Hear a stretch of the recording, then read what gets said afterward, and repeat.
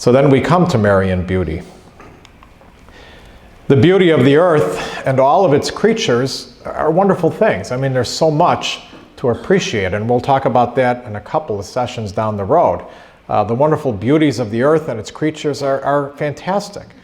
And the beauty of Mary, however, surpasses all of that, because she's the ultimate example of what beauty is in this world. Beauty is a sort of all-embracing presence.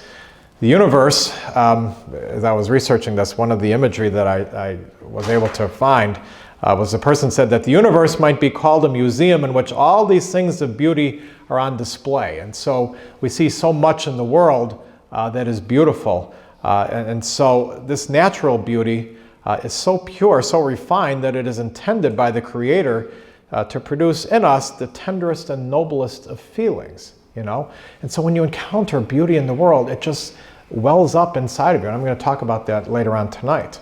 And so it's just something that captures us, something that enfolds us into God's love. And so if we go from the physical to the higher spiritual realm, beauty is greater even still. And we talked about the objective qualities of beauty last week in the spiritual realm. And it's just a wonderful experience of God's presence, God's love, God's truth in the world.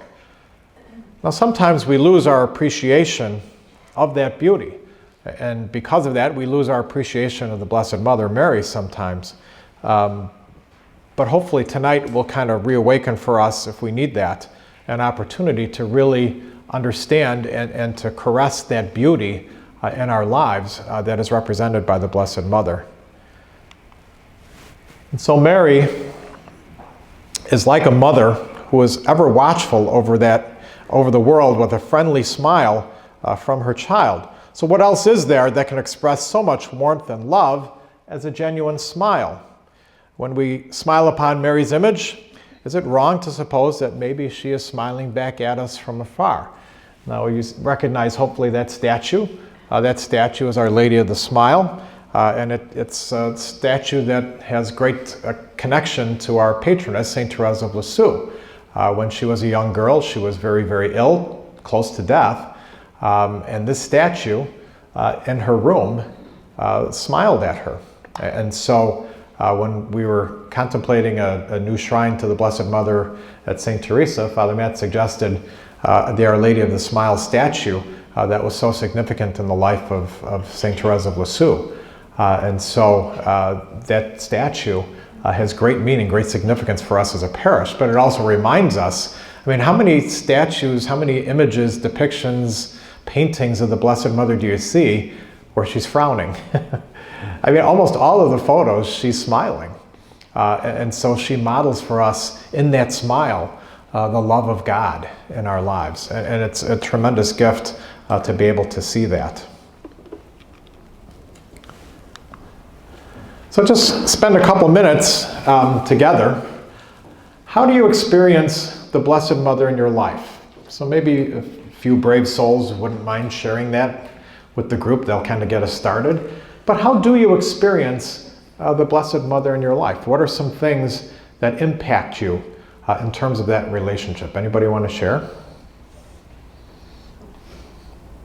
The rosary. So tell me more about that. When I pray the rosary, I just think of Mary. Okay. So you connect yourself to the Blessed Mother through the praying of the rosary.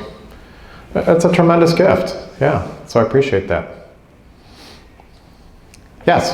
I think as a mom, you can relate to the Blessed Mother and you have experiences with your own children. I always go to her when I have difficulties with my children and I just actually say, hey mom, help me through this. And what was going on with my children and, give me wisdom. Sure. To them. Yeah, she's a great model for parents and for moms. My mom had a deep devotion to the Blessed Mother. And she had a little bust of the Blessed Mother in her bedroom that sat on her dresser. And when she passed away, one of the few things we fought about as her sons was who gets that. And my brother John ended up getting it, and I resent him to this day. No, but she she instilled that in us at an early age. I mean, we prayed the rosary at home. We prayed when we sat down for dinner or any meal at the house. Before we did the traditional Bless Us, O Lord prayer, we always prayed a Hail Mary or two for whatever intention she had for that day. That was always kind of funny because my dad was hungrier than all of us apparently because I guess because he was a dad, he got to lead that Hail Mary. And we grew up thinking that the Hail Mary sounded like this. Hail Mary, blessed for thine Jesus. And then we came in after that. So yeah, my mom had a deep devotion to the Blessed Mother. Perhaps it was more powerful for her because she had no daughters. So she was in a house of 5 boys and a husband and a male dog. So, so I'm sure she had a deeper connection with the Blessed Mother because of that, you know. Yes, Laura? Well, it's like, I understand it was 3 years ago, it's like home listening to the radio. And I heard this beautiful, holy, sweet, talking, beautiful voice.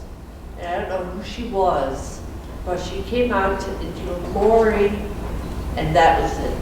And to this day, I had no idea who she was. I didn't ask her name, and I looked around. Nobody was there.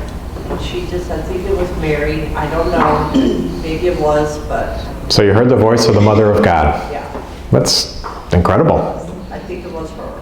And it was like a warning, it was like sometime later the attacks happened in France. So, How did it impact you? well, I heard her, and I don't know. Just to this day, it's just in my memory. Perhaps gave you some comfort too, right? To know that she's there? I guess so. She Yeah. pulled out. It's sweet. It's the most holy voice Yeah. I've ever heard, and just sad. And she just comes out, my name, right next to me. I didn't see her. I was looking around, Mm-hmm. and it's incredible, and I'm not going to forget it, ever. Well, it's very memorable for sure. Yeah, why would you forget that? Yeah. Yeah, thanks for sharing that. Yes? When I was a child, I was orphaned. My aunt raised me, and I remember her sitting and saying the rosary in the living room every day. And we didn't necessarily say it together, but my aunt died also when I was 21. And in retrospect, and this happened many years later, I realized that my aunt's prayers at that point, and probably for me throughout my whole life, has protected me. So, right now, I guess she seems like a mother Sure. to me that, I didn't really know. We never get to a point in life where we don't need a mom, you know? So that's great. Thanks for sharing. Anybody else? Yeah, George? Okay, Father Matt at Mass this morning mentioned that with God and people, it isn't like he has all these people, it's a one-on-one. I would think the same thing applies to her. I didn't do calculations, I think about things too much. There are all the people in the world, when the Hail Mary is prayed first now in the hour of our death. On average, there's about 3 people dying a second in the world. I mean, she's going to be up to her ears in prayers, but it's one-on-one. It isn't like her with the whole world. It's one-on-one with each person. Assuming the same thing applies to her, it applies to God, I guess. Mm-hmm. So it's kind of incredible to know that, yeah, there's a lot of prayers, and yet she's there for all of us, you know? So that's pretty cool, yeah. Any other comments? Yes? I lost my oldest son, and Mary was such a comfort to me because I know she lost her son too. Yeah. And, there was a lot in common that we had, so it was comforting. Yeah, for sure. Yeah, thanks, Marie. Anybody else? Okay, thanks. So, whoops. Whoop, sorry. Go ahead, Jane. I was never close to the church or the Virgin Mary or anything, but now since I've been reading and know, I place myself in by the cross of Jesus being crucified, and I accept. I pray for my children. I accept anything. any pain, and I would see, but she endured everything. Correct. Yeah. So if she went through that and she sustained, why do we have to accept that? Right. So, Hard though, isn't it? yeah. For sure. Yeah. But thanks. Yeah. Yes, Nicole. During Lent, I contemplated sin, and Marion kind of perceived her as an example of ultimate forgiveness. Because as a mother, when someone hurts your child, you know, you go into mama bear mode, and you know, it's pretty hard to, you know, forgive someone who hurt your child. You are protective of them, and I think I just thought about how when we sin, we're hurting Mary through hurting, you know, and what amazing forgiveness that she has for us. Yeah, for sure. Yeah.